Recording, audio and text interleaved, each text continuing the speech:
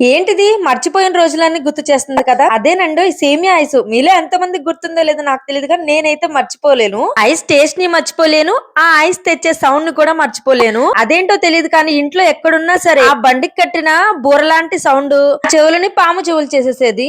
భలే వినిపించేది. ఎక్కడున్నా సరే గబగబా పరిగెత్తుకుంటూ బయటకు వచ్చి ఐస్ కొనుక్కునేదాన్ని. డబ్బులు ఉంటే సరే, లేకపోతే మా తాత తాగి పడేసిన బ్రాంతి సీసాన్ని తీసుకెళ్లి ఐస్ అబ్బాయికి ఇస్తే ఒక ఐస్ ఇచ్చేవాడు. ఈ ఒక్క ఐస్ నా మెమరీస్ అన్ని ఒక్క నిమిషం కళ్ళ ముందు కదిలాడేలాగా చేశాయి. మీకు కూడా ఇలాంటి మెమరీస్ ఏమైనా ఉంటే వీడియోకి ఒక లైక్ చేసి ఛానల్ ని సబ్స్క్రైబ్ చేసుకోండి. గుర్తు చేసుకుందాం మధ్య మధ్యలో. ఇంతకీ ఐస్ చూడంగానే నేను ద్రాక్షతో ఐస్ చేశాను అనుకున్నారు కదా. కాదు కదండో, ఈ మల్బరీస్ తో చేశాను. టేస్ట్ అయితే సూపర్ వచ్చింది. ముందుగా దీనికోసం కొంచెం సేమియా తీసుకుని దాన్ని బాగా ఉడకబెట్టుకోవాలి. రోస్ట్ చేసుకుని ఉడకబెట్టుకుంటే సేమియా పొడి పొడిగా వస్తుంది. దాంతో పాటు ఉడికేటప్పుడు ఒక స్పూన్ షుగర్ కూడా వేసుకోండి. సేమియాకి షుగర్ పడుతుంది. తర్వాత జార్ తీసుకుని మల్బరీ, కొద్దిగా పుదీనా, కొద్దిగా నిమ్మరసం, కొద్దిగా షుగర్ వేసి బాగా మెత్తని పేస్ట్ లాగా పట్టుకోవాలి. దాన్ని వడగట్టుకోండి. వీలైతే మీరు వడగట్టుకోకుండా కూడా వేసుకోవచ్చు. పిల్లలు తినరని నేను వడగట్టాను. పుదీనా ఆప్షనల్, ఫ్లేవర్ బాగుంటుందని నేను వేసాను. మీ ఇష్టం, వేసుకుంటే వేసుకోండి, లేకపోతే లేదు. వడగొట్టుకున్న మిశ్రమాన్ని ఐస్ మౌల్స్ లో వేసుకుని పైన ఇలా నేను చూపించిన విధంగా సేమియాను వేసుకోవాలి. మీ దగ్గర ఈ మౌల్స్ లేకపోతే కప్ లో గానీ చిన్న గ్లాస్ లో గానీ పోసుకుని ఐస్ క్రీమ్ స్టిక్స్ పెట్టుకుంటే సరిపోతుంది.